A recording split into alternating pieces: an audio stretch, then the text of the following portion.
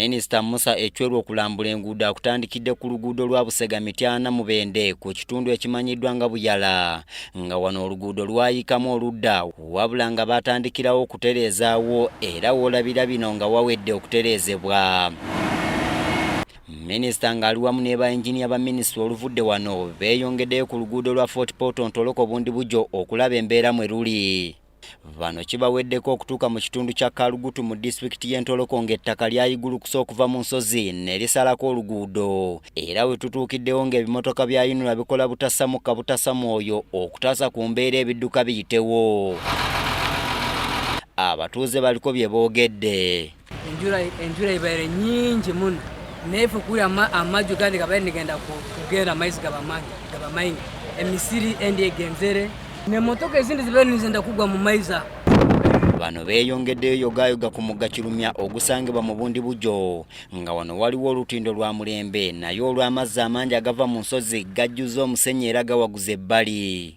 Abakugu batubuulidde ekiyinza okukolebwa ng'embeera tennasajjuka. Andibaddenga solution ey'ebbanga eddene tusuubira okuba tujja kujjawo musenyu guno paka mu kilometers nga 3 tusobole okuyiwa amazzi gano mu River Semeric. Bano oluvudde wano ekiwejjowejjo bakikubye mu kitundu ky'Eddumba ku luguudo oluva e Bundibujo okudda e Congo. Wano oluguudo lwagwamu sayidi emu era emmotoka ziyitawo kasoobo. Abamu ku bakulembeze batubuulidde nti oluguudo luno lubakosezza nnyo kubanga ebyamaguzi ebiva e Congo okuyingira byonna biyita wano. Bwe batyo basanyukidde ekya gavumenti okusitukiramu. So obulwalugawo chweka tujja kutunga ebizibu by'amaanyi abokuba ebyobusuubuzi nga kokowa kandi bigendera bitoka by'amaanyi ejja kuba etakulaba.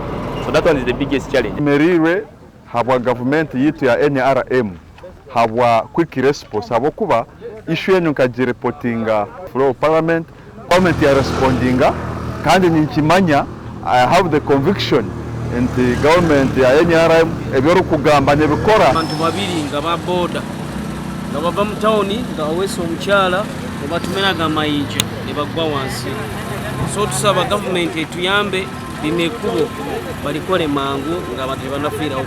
Minisita omubeezi w'ebyentambula Musa Echweru asinzidde wano n'ategeeza nti kikafuwe Bundibujo okwekutula ku Uganda n'ategeeza nga bwe bafunye kontrakiti okulaba ng'ekifo kino kitereezebwa ng'ekiwundu tekinnasamba ddagala. We'll come and pitch camp here so that together you people should be able to make sure that nobody should die here. Now that we have seen, nobody should die here. The diversion should be worked on so that really people can continue moving normally. While after concluding the assessment, the good thing is the company that is coming to work here, Quadruple C, has a history of doing bridges. And this should not be a big problem. The moment they confirm what is happening, they should be able to prescribe a solution. And I am sure the solution will be found. Olugendo lw'okulambula oluguudo lwa Fort Portal Bundibujo embeera mwe luli, minisita n'abamuwerekeddeko balufundikiridde ku nsalo y'e Busunga eyawula Uganda ne Congo nga balaba olutindo embeera mwe luli naye wano basanze embeera ekyali mulaala. Okusinziira ku minisitule y'ebyentambula ensimbi entono ezigiweebwa gukyali muziziko okusobola okwaŋŋaŋa amangu ebizibu nga bino ebituuka ku nguudo. Nze Andrew Sebbira mu disitulikiti y'e Bundibujo.